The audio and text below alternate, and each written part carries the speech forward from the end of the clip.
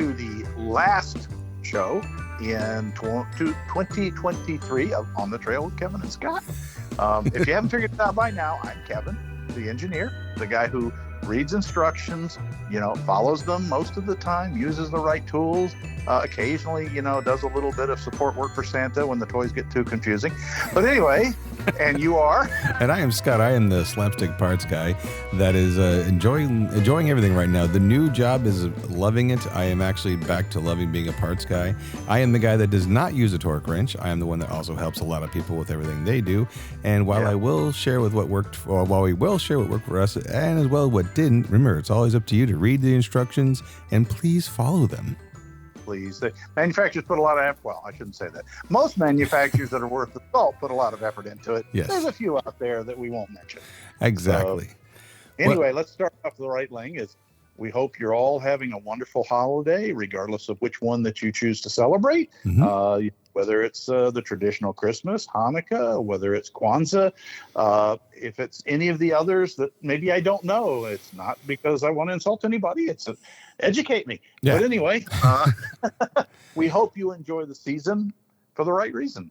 Absolutely. That's the most important part. And I don't know, as we're recording this, we're getting ready to, what's the joke that's going around the Florida websites now? It's the, we're getting ready for a pressure washing and a blow drying. So Florida is closed till Monday. So. Yeah, exactly. My only nerves were, 1991, we had a similar disturbance. And next thing we knew, it blew up and became Hurricane Andrew. Yeah. About this time of year, too. So hopefully this one does not seem fit to copy great-grandpa Andrew. Yes. Please. We would like this Christmas miracle. Thank you. Or whatever holiday miracle. But it's just it's supposed to just be a wind and rain event of moderate to significant magnitude. And I can't argue with the rain. Yeah. So we do. Well, that's actually kind of funny. It's all my fault. Yeah, it's all your fault. It is. Why? Because when good luck happens to you, bad luck happens to the rest of the world? No, because I did so much cleaning on both the Jeeps. The whole joke is when you wash something, it starts to rain. It's like, oh boy, and that's kind of the subject. You went beyond that, as we mentioned in the other stuff. You actually had the LJ touch-up painted, for heaven's sake. Yes. Yeah. And now you them and buff them and spiffify them. And meanwhile, I keep a standing coat of mud and dirt on slightly altered. Yeah. No, this time the LJ, if you follow some of our Facebook, I put the hood decals and all the emblems back on it. But most importantly, though, I spent a lot of time buffing it. And honestly, when I looked at repainting the whole Jeep, we talked about this last show where, the paint on the LJ is actually really good. The hood was the worst part, especially once we replaced with the hood, thanks to Ron over at Red Scorpion. But we put the new hood on, and the rest of the paint is in really good shape. And so I kind of weighed the pros and cons and the time involved painting everything, and I'm like, you know what? Let's just try and buff this paint out.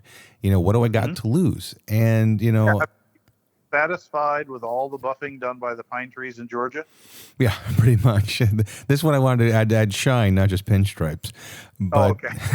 And for those of you who are going to ask, yes, I did wait till after I buffed to put the emblems on. So, but no, I went down to Harbor Freight and got a $69 orbitable buffer. The 3 pads, the blue, the orange, and the black. They were like $6 a piece. And I got some Meguiar's 2.0 swirl remover and some show car glaze. And I'm like, you know what? Let's just give this a shot. And the interesting thing, again, I was always scared because I always keep hearing people talk about burning paint. And, you got to be very careful because if you use it. But I'm like, I'm using an orbitable. I should be okay, You should. And I mean, that is the way to do it. I mean, I have a Porter Cable orbital, and I've used the 3M 3-stage buffing system and never burned paint. And yes, it even got used early on slightly altered before it became so trail pretty. Yeah. So at this point, buffing it would be kind of like taking a pickaxe and trying to level the Andes Mountains. No, yeah, Slightly Altered. You do take really good care of Slightly Altered. All joking aside, she is again. She has had her battle scars, and she is definitely, she is not a princess in the trailer princess queen kind of thing. But no, she definitely she wears her stories proud. Let's say, but I like the fact that it looks like tree rings on my flares, on my fender flares, and can see the polished spot from where I get in and out all the time, and the fact that the steps and rock rails have been repainted with Rust-Oleum so many times now that you can pull it off and use it as a trash bag. Count the layers of paint, kind of like you're doing archaeological dig. That's what I was trying to say. Yeah, one of these days they'll come off and go visit a blast cabinet and get recoated properly, but they're still working. Hey, there's nothing wrong with a little chicka. There's nothing wrong with that, as what'd you call it? The trail, as long as there's no rust. Trail touch up is fine, but rust is your kryptonite for sure. Oh, I hate rust. Remember, I came down. I spent a chunk of my lifetime up in the Rust Belt up in Pennsylvania, and early in the career, and I have seen the vehicles that dissolve in 3 years. Yeah. They look great on the outside, but you look underneath and you're like, I'm not putting this on a lift. It'll crack in half. Oh, we had one of the technicians at my old place, and he had a Ford Fairlane, a beautiful car, but we put up on the lift, and I wouldn't walk underneath it because half of the right rear frame was missing, up to including half of the leaf spring shackle. Yeah, sounds right. Had returned to the earth, and I'm like, I'm not walking underneath that. No. When you were when you had your state inspection license in PA, people look at, oh, okay, but you're still going to approve my state inspection, aren't you? No, no. But no, it was kind of fun, and it was interesting to learn because, again, I did break out the GoPro and take some video. I'll put that up on the webs here soon. But the basic thing is just to take your time, And again, Kevin and I talk about preaching about reading that instructions. I read the bottles 5 or 6 times. I watched a couple of videos, just trying to educate myself as best I could. And I'm no stranger to buffer. I've done it before. I've done detailing in the past. But if you don't use these skills, and I haven't used these skills in 20 years. I kind of want to make sure I still, doing the right thing, because back then, it was single stage paint, and, I did all the fleet vehicles, and you literally washed the single stage paint with Comet to get the oxidation off, and then you hit it with the transmission fluid and the buffer to make the paint really shine, because that thing's going to auction. Yeah. Well, and just to clarify, folks, the bottle label he's reading is on the buffing compounds, not the latest mixology. Yes. The McGuire's bottle, and not that they're sponsors of the show, but yes, exactly. Yeah, I do not recommend buffing while intoxicated.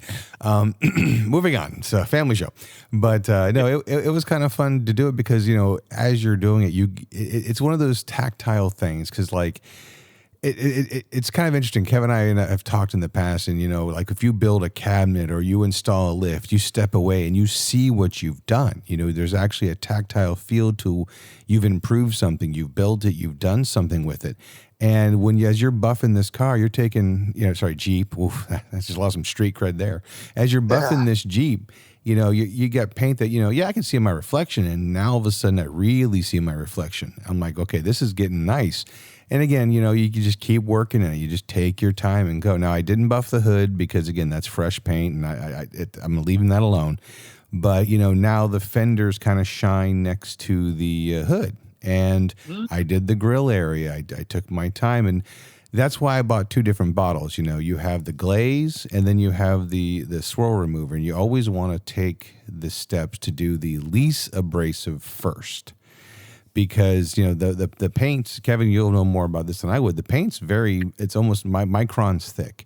It's not like the old days, when you had lacquer finishes and stuff like that. So, as you're, using even cleaner waxes, if you use cleaner wax every time, eventually you're taking a little bit of paint off. And so again, just taking your time and using the least abrasive first. If you don't get desired results, try it by hand in a little area. Take your time, And just that's the key thing is patience, taking your time, taping off some of the black trim that you don't want to turn white when you hit it with the buffer, and then pay attention to your surroundings as you're doing this. You don't want. Wait a minute. You have trim on your Jeep? I have some left. Oh, okay. Never mind. Carry on. Okay.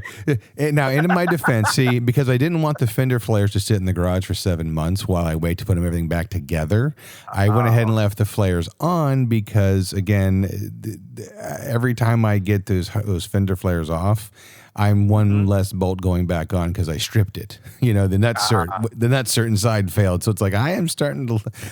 What should be 26 bolts is now down to 19. Okay, and okay. I really you can't buy those replacement plastic T-handled nuts that go in there. I know that's just another thing sitting on the shelf for a year. But no, it's kind of fun though. And again, just taking that time. And even then, when I got towards the end, I'm like, the headlamps look a little yellow.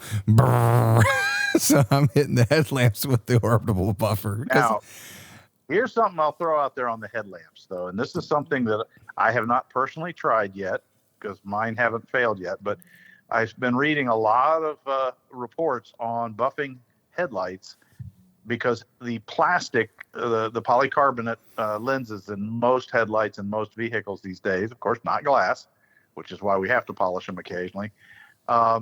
When you clean them that way, you remove the UV protectant. Yes.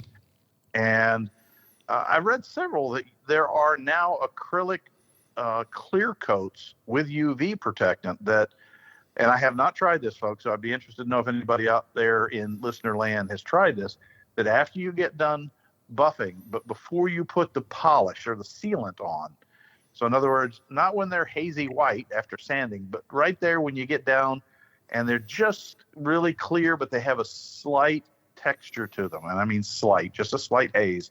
And they're saying that that's when you mask off and you spray on a new clear coat with UV inhibitors. Mm-hmm. And if you want to, after 24 hours, you can do a sealant top coat. But that way the repair will last much longer than the buffed out plastics that usually within 4 to 6 months look hazy again. Oh, not even. That's true. Yes. Sometimes it's even down within just a month. It gets bad. But no, that's absolutely true. They actually, one of the things we did, in the Bondu boutique is when we got done polishing headlamps, we would actually clear coat them with proper clear coat again. And that's the thing you're supposed. Now you can get the stuff, the spray stuff that wipes on, but it's kind of like Armor All for your headlamps in a way. It's only going to last a few days and it's going to be off. But again, like Kevin said, it just take a few minutes and spray it with that stuff, mask it off, and take your time with it. Again, it's your level of comfort and how much you want things to last. Because again, I have the truck lights on the LJ, and they didn't turn yellow in the conventional sense, but it took 10 years for them to do it. Up to a couple years ago, and I have not, properly cared for those. So again, it's no fault to truck light, but at the same time, I'm like, you know what? I got the little $15 at the time, 3M kit from Amazon, buffed them out, and they look great for about 3 or 4 months, and then they started going yellow again. Buffed them again, going yellow again. So it gets a buff through them.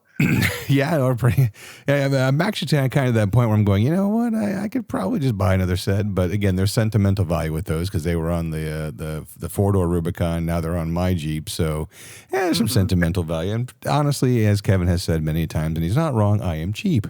So I really don't want to go spend money if I don't have to. So right. As long as they're functioning, you're fine. Mm-hmm. And they're functioning just fine. But again, when I got done and I stepped back and I looked at the LJ and I'm like, you fall in love with it again. I'm reaching that point now where unless I do major surgery, the LJ is kind of getting to that point where it's like, okay, I'm just, again, I still enjoy a little bit. Haven't got a chance to wield as much as I wanted to, of course. But you have to share your love across 3 vehicles. Yeah. Yeah, no, So. 3 vehicles, a house, and a bunch of other stuff. But a job that ate my soul for a while. But anyway, moving on. This is a happy-go-lucky show. This is the lucky you have a Christmas soul show. left, brother. Yeah, pretty much. But again, no hard feelings. Again, so the thing I was trying to get at is that total cost involved with all the buffing pads, the buffer, the chemicals, and everything, I'm less than $130. And you cannot get a paint job for $130. I mean, you can, but Earl Schreiber closed many, many years ago, and he'll paint your car with as many 55-gallon buckets of tractor paint it could take. Now, he only masked the windshield off, and he wouldn't use a 55-gallon. He wouldn't use one 55-gallon less drum than it needed. But everything would be the color of the car: the handles, the wheels, the tires, everything but the windshield. They even painted the wipers. But the point is you know. That was I'll paint any car for $39.95, and he did for $30, $39. Now again, this is back in the '80s, guys. So this is but yeah. We used to jokingly say Earl Scheib, paint over dirt, paint over bugs, paint over everything. But on the other hand, if you were flipping a car, yep, and I had friends that actually used Earl Scheib's shops very well, but what they did is they stripped the car down themselves. They removed everything they could, all the trims. They pre-masked the rear window and the side glass, and in fact, it was cheap enough to use the rolls of masking tape. They didn't even put plastic. They just taped the glass so that it could roll up and down, so you could move it. They could use it to move it in and then just roll up the window. And it would be, and at that point, you're right. They pretty much masked over the windshield, but they took the grills off, the bumpers off, and would trailer them to him. They would do the body work and do the prep work before they dropped it off. And really, they were dropping it off strictly for the 55-gallon drum of tractor paint. Mm-hmm. But, you do the prep work. Yeah, I'll give them credit. They did a lot of tractor paint, so they could make it smooth and glossy. Mm-hmm. So. No, Earl Schreiber was originally what I consider the Blockermore paint and body. It looks good from a Blockermore, and some you can get up and close. But again, the LJ right now, when I took it to the new place, my new job, and I jumped out of it one day, everyone was like, "Wow, did you repaint this?" I'm like, "No, I just buffed the paint out." The hood, of course, is new. But everyone fell in love with it. They're like, "Man, this thing's in really good shape." I'm like, "Yeah." And one guy, of course, he immediately stuck his head up underneath there. I don't see any rust. I'm like, "You're not going to," because I'm taking really good care of this thing, which is funny now because now everywhere I go, I'm the Jeep guy. So now I have all the texts saying, "Hey, Scott, I got the problem with this Jeep over here." All right, be right there. But it's kind of fun. Again, you feel better driving it. Again, I know like a lot of people last time their Jeep was washed is when it rained. And, again, sometimes I was that way, especially with the 4-door without, fender flares on it. And I would spend all day washing it, and literally 1 mile down the road, we'd hit a puddle and the whole sides were completely dirty. And I'm like, well, forget that. So after a while, you just stop trying. So, yeah. But, that's why every Jeep I own now will have fenders. So, well, that's good. I'm glad to hear it, Scott. I'll look forward to seeing it the next time that we get together. Mm-hmm. It looks later in the week, maybe. Oh yeah, it looks so good. I had to actually do a little bit of the buffing on the Gladiator. I used the black pad and then some of the. I was feeling neglected, huh? Yeah, and some of the glaze on that, and that came out really, really nice, and I'm really, really proud with how that came out too. Because again, the Gladiator is now 4 years old. It'll be 4 years old in January, and it's she needed a little bit of love too. But it's funny you talk about us because we're releasing the show on the 15th. Kevin and I are hoping to record again coming up on the 18th, and we want to put a thing out for you guys for the 200th show. A couple ideas still in the works, and we'll get to them eventually. But Kevin came up with a really cool tech segment that we want to be in the same room to record, because this is kind of like where we got some things in the works to really again, when we have to do a remote show to up the quality. But Kevin and I want to talk about brakes. I'll let you go a little teaser if you don't mind, Kevin. Oh, not at all, folks. It's just I was helping a good friend of mine. You'll remember him. He was the one we built the V8 LJ for, and he wanted to up his brake performance. And so he decided, based on the YouTube experts out there, that he needed to replace his master cylinder and brake booster assembly with a different style. Which he did. which actually did seem to help on low speed braking, but it did not help what he wanted. He admitted to me afterwards, well, I was really hoping to be able to lock up at least the rear tires. And that didn't happen. And we'll talk about why it didn't happen and what this really means to do brake enhancements. What is an enhancement and what actually you might think is an enhancement might hurt. So we'll talk about that on the next show. So how's that for a teaser, Scott? I think that's a great teaser because we know it is kind of the holiday season. Everyone's with their families and friends right now. So we wanted to kind of keep a short show. But if you do have a question about that, you got a couple days to get in your questions. If you have any questions about brakes or some things you guys want to know, email onthetrailpodcast@gmail.com. You can Facebook message us, whatever you got. So again, we're kind of hoping on the 18th to record. That's the golden date. We're going to try and knock it out.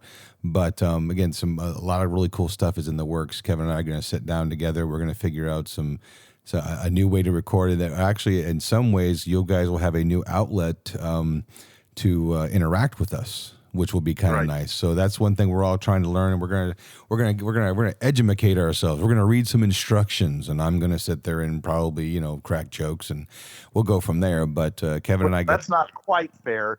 This is an area where Scott has experience, and I don't. How's that? I'll give a little tease. It's we're hoping to get involved a little more with with Discord. Because we'll have a server and stuff like that. So that way some of the stuff that Kevin can come up with tech wise, or even, videos or whatever will be in its own area. So you guys don't have to go off and go search, that's the plan. But again, we're kind of hoping to get more feedback from you guys, give you guys an outlet to converse and ask questions and, hopefully get some of the creative juices flowing. So that's kind of the idea. But we're going to talk more about it Tuesday and get some things figured out. So that's the plan anyways. At least. So anything else on your end, Scott? Not really much, man. I just hope everyone has a very safe and happy holidays. And again, please get those questions in because we'd like to hear from you if possible. Yeah, we really would. It helps the show. As you know, we've said it many, many times in the past, maybe not so often in the currency. So, and that is, this is your show more than it's ours. We thrive and work off of questions and comments that you guys send us because you guys are way more inventive than we are. We've been doing this for almost 8 years now. And every time I think that I've covered everything that can be covered about Jeeps, one of you asks a question and I'll go, oh, wow. Didn't think of that. Exactly. So we look forward to hearing from each and every one of you whenever you have the chance. And take a minute. It doesn't cost you anything to send us a quick email. We don't ask to be paid, really. We do really appreciate our Patreons. Absolutely. Because they fund this, as far as the not the production, but the, what is it called? The distribution. The hosting. The hosting. Yeah. That's the word. Like I said, you're in an area I'm at the tail end of age that would be interested in that, where Scott's right in the sweet spot of it. And I'm trying to keep up with these are now young kids. But all these kids and their Facegrams and Instabooks. Yeah, that too. But on the other hand, they still call me when they want to fix the wiring on their Jeep. Isn't that amazing? Well, that's because last time I checked, the upgrade from 6 volts to 12 volts happened, I don't know, 20 years before I was born. Yeah. And computerization happened while I was a young engineer. So, yeah, maybe some of the little details, to be honest with you, what I've seen is a lot of the parts get cheaper made from plastic in Japan and die quicker. But, and then, of course, some genius came up with wiring insulation made from vegetable matter, plant matter that was tasty to squirrels, rats, mice, and chipmunks, and those kinds of fun things. And then little political moves of locking up information and making software encrypted, supposedly for your safety, but also making it very difficult to do your own service. But we'll talk more about that later. Absolutely. So with that, I think we're almost done, Kevin. I think it's time to lock some hubs, put the Jeep in 4 low, and hit the snow. Yeah, I agree. And bundle up if you're living anywhere where it's cold enough for the wet stuff to be white stuff. Yeah. I left that behind. Thank you much. Yeah, we're good down here in Florida. Our white stuff is sand, so we're good. Yeah, that's true. That's true. Cool. Well, again, a happy holiday season to each and every one of you out there in listener land. We appreciate your listening and commenting, and I guess that's it, Scott. All right, sir. Well, we'll catch you guys on the flip side. Bye-bye. Next year, bye. Proceeding has been provided for entertainment only. Proper service and repair procedures are vital to the safe, reliable operation of all motor vehicles, as well as personal safety of those performing those repairs. Standard safety procedures and precaution, including the use of safety goggles and proper tools and equipment, should be followed at all times to eliminate the possibility of personal injury or improper service which could damage the vehicle or compromise its safety. What he said. Thanks a lot for listening, guys. You guys have a great day. Bye. This has been a Bent Axle Media production.